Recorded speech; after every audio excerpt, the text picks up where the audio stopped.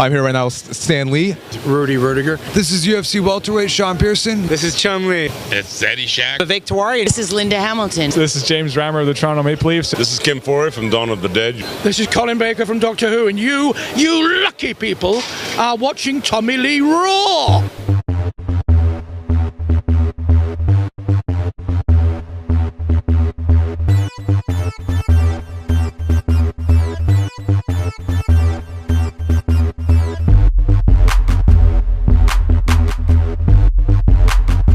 How do you like Fan Expo so far? It's great today, Mr. Shack? Fantastic. It's like there's a lot of different things. A lot of people are dressed up funny too.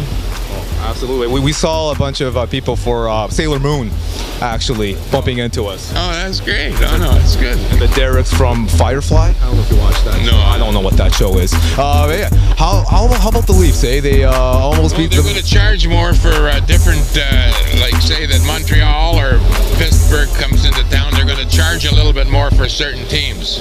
As if we needed to be charged any more for Leafs tickets. Isn't that something?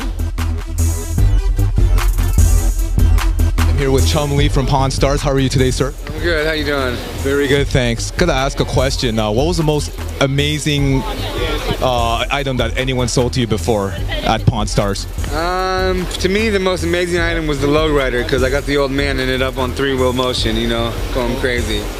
How's the old man doing? Good? Old and cranky as ever. You know. Absolutely. What's the most ridiculous item that they sold you before? I don't know, man. People bring some pretty ridiculous stuff in there. I know someone tried to bring some woolly chaps in, but we didn't buy them, so we got some pretty crazy stuff. For sure. Quick question, like, can I ever work for you guys in the future? I got the muscle power for a bodyguard, so all these 25 biceps I have here, so can I ever work for you guys? I don't know, man. I don't know if I need a bodyguard. I'm not that cool. Oh, you're a big guy here, so you can protect yourself too, right? So I got the karate down. I'm a yellow belt myself. Oh, well then maybe we could hire you, man. Awesome. Final quick question, Chum Lee. Any future plans for Pawn Stars show? Anything that the fans can be watching? We just signed for 80 more episodes, so we're going to be filming all the way into 2015 as of right now. So that's another 80 episodes coming your way, so look out for those. I'm here with the UFC sensation, Sean Pearson. How are you today, sir? I'm good. Yourself? Oh, very good, thanks. How are you enjoying Fan Expo right now? It seems to be very busy right now. So far, so good. It's just starting off. I'm sort of excited to go to the other side. You know, get the athletes over here, but I want to see all the comic side and everything else. But you know, it looks amazing. Everybody's happy, and you know, it's been a good time so far. Of course, this lineup here is for us, right? Me and you. It's not for Hulk Hogan, whoever that guy is. I think it's basically for us, right? The huge lineup here, right? Okay, that was a bad joke. Sorry. I was just trying to say that. I got you. So what's any future plans? Who are you fighting? Anything going on with who your next fight's gonna be? No, nothing right now. I'm hoping for November, December return, so we'll see what happens. You know, I think Rory and George are on the November card in Vegas, so that'd be a cool card to get on. But yeah, right now just enjoying life. You know, I'm out here trying to network some people. You know, get some new fans if I can. See what happens. Absolutely. Now, Sean, I am in a physical physique, but I like to get more into a physical physique, right? So is there a training method I can download for you from UFC website, or you can give me personally after this interview? Yeah, I give privates for like $500 an hour. No, but I'm a poor college student. I can't afford that. I think there's a Batman suit on the other side. Fit molded. It gives you abs, muscles, obliques, everything. I think that's your best bet. How are you liking Fan Expo so far, Mr. Rudiger? Well, we're waiting for Hulk Hogan. Here's the line. You're the true champ, though, right? You know, everyone has a story, and Hawk entertained a lot of people, so he deserves that line. My story inspired a lot of people, and it's fascinating to know how much the movie has touched people. When you hear the story, how it helped me. I had a guy earlier talking about how he survived cancer because of the movie gave him hope to keep fighting. So when you hear things like that, you say, boy, am I glad I didn't quit. I'm glad I didn't listen to Hollywood people saying it's not a story, no one would watch it. You keep on going because you believe in it. And I think the results are from the message of the movie, that the people that come up to you, whether it's 1 or 100 or whatever, if it's 1, it's worth it. And I think you're a true champ in my heart. So if that means anything. Well, you know, a champ, thank you very much. It's, you know, like you said, heart. You know, I think of a hockey player, a lot of heart, a lot of hard process they go through. And hockey players and I get along because of the heart. It truly is. And not that football doesn't or that, but there's something about hockey. I love hockey. I'm not a hockey player, but I love the guys who participate in that sport. I am here with Vivek Tiwari, author of the new graphic novel, The Fifth Beatle, the story of Brian Epstein.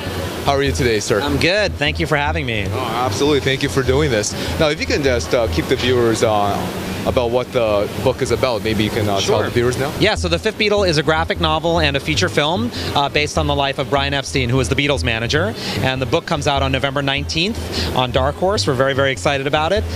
Brian was the man who discovered the Beatles when they were playing at the Cavern Club in Liverpool. They were a relatively popular Liverpool band, but certainly they were unheard of in the rest of the world. No record label wanted to sign them. No one believed in them. And Brian believed that they were going to be bigger than Elvis. And he was the guy that poured all his energy and love into the band to get them a record deal. He suggested the suits and the haircuts, and he really helped to bring their message of love to the entire world. So it is a fantastic untold Beatles story, and I'm really excited to be the one telling it. Absolutely, Vivek. And I gotta ask you, what inspired you to make a graphic novel about Brian Epstein? Yeah, so I discovered the Brian Epstein story when I was in business school, which was about 21 years ago, not to date myself too much. But I tend to be a little academic, and I thought that if I'm going to be working in the entertainment industry, I should study the lives of some of the great entertainment visionaries. And thinking that the Beatles and Brian were the team that kind of wrote and rewrote the rules of the pop music business, I thought I should study the life of Brian Epstein. And as I mentioned, this being 20-some years ago, there was no Wikipedia, there was no YouTube, there were no online resources to learn about Brian. There were and are no books about Brian Epstein in print. It's really quite stunning. When The Fifth Beatle comes out, it will be the only book, graphic novel or otherwise, about Brian Epstein in the marketplace. So I was stunned. I was like, why is it that I can go into a Barnes & Noble's and find a book about John Lennon's astrologist, and I can't find a book about Brian Epstein? And so it became this sort of mystery that I was trying to uncover through research, through interviews with people who knew him. And I was at the time a young man looking for a business blueprint in business school, wanting some inspiration, wanting to know how he came up with his marketing ideas of the suits and the haircuts. How did he get them a record deal? How did he convince Ed Sullivan to book them when a British band had never conquered the United States? And that's all in the story. It's a great story. It's wonderful, and that's all well and good. But it was the human side of Brian's story that I, at the time, knew nothing about that really struck a chord for me. And in brief, Brian was gay and Jewish and from Liverpool. And in the 1960s, those were three significant obstacles.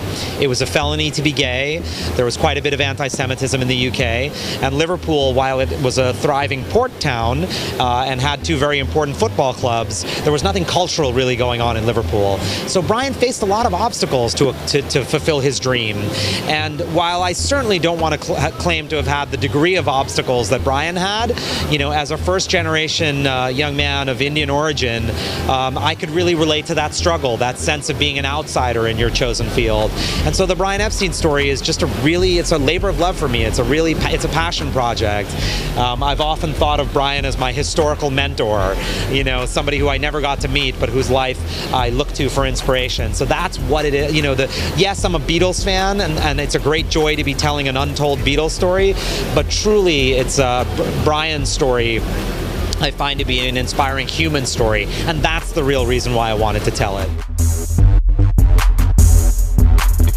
How are you enjoying this great Fan Expo experience, Mr. Baker? I'm loving Toronto, and I'm loving the fans. It's a really good experience here. This is only Friday. We had Thursday evening and we've had Friday. Heaven knows what Saturday's going to be like, but people have been brilliant. They're really nice. I like Canada. We love you here. You come for the maple syrup, right? I came for the maple syrup and for your brother, the dentist. Absolutely, my brother's getting love. Just to say, what do you think of this phenomenon, Doctor Who? It's still going on. Are you shocked how it's still continuing this show? Well, I joined the phenomenon when it was 20 years old, and I was already aware that we had a tiger by the tail. So I wasn't that surprised when it lasted for 50 years, which it now has. But I guess viewed objectively, it is amazing. You know, we've even beaten Star Trek. Yay! We've beaten Star Trek. Who cares about Star Trek? Well, I think William Shatner does. He's a good man. I met him a couple of conventions. He's all right. But yeah, Doctor Who is something special in Britain, and it's quite clear to me now that a lot of people think it's something special all over the world, and I had a little part of it. Final question, Mr. Baker. What's any future plans for yourself specifically? Like I hear you're performing on stage. Well, I've got a few plans. I've taken most of this year off to do a lot of these kind of events, celebrating the 50th anniversary.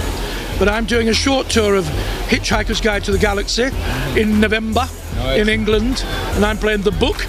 And then I'm, as I do every Christmas, I'm taking part in that bizarre British phenomenon, pantomime, in which I am playing Ebenezer in Aladdin. Wow. There you are. How are you liking Fan Expo so far? I love it. I love it. It's a great show. Thousands of people here, great fans. Toronto's a wonderful city. Great restaurants, a lot to see. And Fan Expo is a premier show, and I'm seeing a lot of friends I haven't seen in years, and certainly a lot of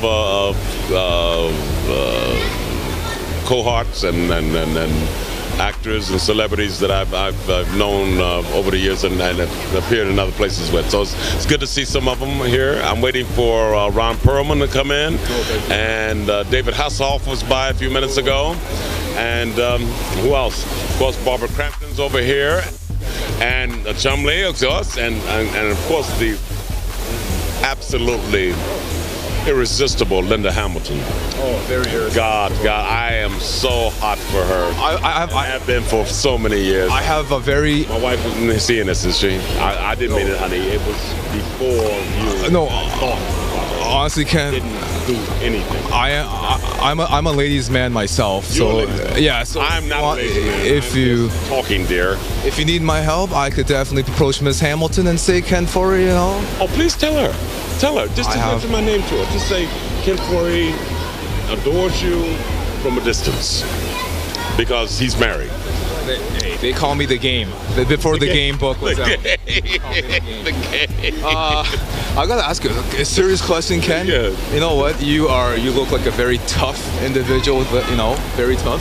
I myself am a very tough, rugged individual back in the mean streets of St. Catharines, Ontario. Okay. So if they came out with a new Dawn of the Dead, I think both of us should star in it as these tough hombres who beat up the zombies. What do you think? Get an agent? I think that as soon as we find anyone who will listen to you and I and really take us seriously and put $5 or $10 million into a bonded account, and we have it there. We have a check written to us for our first week's salary. It clears. We're going to have a hell of a, we're going to be a dynamic duo. We're the new dynamic duo, you and I, but only when the money's in the bonded account. We'll be irresistible. We're not when we are irresistible as it is. I mean, look at all the loneliness now. They're all standing in the back of the camera right now, and they're just giving us the Google eyes and they're drooling a little bit. I don't know. They're here for. Look, they're coming. They're approaching us now. I'm thinking, I can't. God, I just is it your magnetic charm that's doing this? It's both of us. Both of us. God, I thought I'd lost it, but I guess there's a little tinge left in my body, maybe. We have a new nickname for us. We're called the Games. The Game. We're all the Games. Or they forget that. Oh, we're the Games, babe. Give it. The Games. The Game. Here, babe. Watch out. There's a new player in town. Absolutely. And it's called the double-headed toy right here. Pop the collar. Pop the collar. Final question, Mr. Forey, is what's in the future for you personally? Any interesting, exciting things? Waiting. Got 2 offers. Well, yeah, I got 2 things coming down the pike, and one I'm waiting to start shooting next month. So yeah, so we're waiting, and then I won't say anything until I'm there, because you know those things happen. So I'm very optimistic that I will be working next month. Pray God. I am here with the beautiful Miss Linda Hamilton. How are you today? That's Miss Hamilton. Sorry about that, Miss Hamilton. Proudly Miss. You are a proud woman, just like we're all proud. Yes, and I'd like to say, how are you enjoying this Fan Expo so far? Very good. Well, what I enjoy is the people. But you know what I really like? And it sounds like I'm just kissing ass. I don't know. Are you Toronto? Absolutely, Toronto. I love Canadians. I mean, they're the nicest people in the world. And I mean that, like, you know, from like a really planted place. I just love coming to Canada. And we're good at hockey. And you're good at hockey. I have to say, I interviewed Ken Forey. Yes. And on our interview, he said that he has a little crush on you, actually. Well, you take this microphone right back over there and tell him it's mutual. Wow, there you go. Actually, I told him. The show's also called Cupid. I'll be honest with Hamilton. I told him I have. People call me the game. I have charms with ladies, and I would try to help. But you know, it's already done. So already done. You'll have to help me some other way. Absolutely. Quick question. I heard you did Beauty and the Beast, 1989. How was that experience? Well, that was 25 years ago, so I can barely remember. But it was very. You know, not early television, but like so different from anything that anybody does today, because everybody is so sophisticated, and we have these amazing sophisticated shows, dialogue, you know, Sopranos, and so it was from a different time, and it was really just sort of romance and a lot of poetry and symphony, and I think it would probably bore the crap out of anybody that watched it today, but it certainly had its place in that time, and I love doing it. I'm a friend of Ron Perlman's to this day. Hockey history. Who would you like to face on the breakaway? Probably Mario Lemieux. I think he was probably the greatest player to play, so that he'd be the guy. And can I ever have a tryout with the Maple Leafs ever? Like I have the physique that you have, so I have the 24 Python. So what do you think? I think definitely. I think you'd probably be on the first line on our team. You know, you look like you got some skills, so I definitely give you a tryout. They call me the Asian Curtis Joseph back in the day. So. Final question is, how's the Leafs looking right now? The positives are coming on right now, getting new players. How do they look right now? How do you guys looking? We look real good. I mean, obviously we had a pretty good year last year, and we made some great acquisitions this year. So, I mean, on paper we're looking good, but I mean, obviously you got to you make it work on the ice. So, but it's looking good. Here right now, Stan Lee. Mr. Lee, how are you enjoying Fan Expo right now? I'm loving every minute of it. The people are wonderful. The convention is wonderful. Everybody is so enthusiastic. It's just a great convention, and I'm having a great time. Thank you very much, Mr. Lee.